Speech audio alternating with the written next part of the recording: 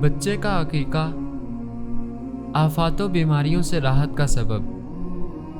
نبی کریم صلی اللہ علیہ وسلم نے ارشاد فرمایا، ہر بچہ بچی اپنا عقیقہ ہونے تک گروی رہتا ہے۔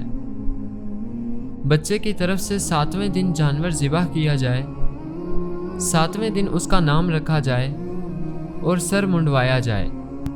گروی اور رہن رکھے ہونے کا مطلب علماء نے یہ بیان فرمایا ہے کہ اگر استطاعت کے باوجود والدین بچے کا عقیقہ نہیں کرتے تو قیامت کے دن اس بچے کو والدین کی شفاعت سے روک دیا جائے گا۔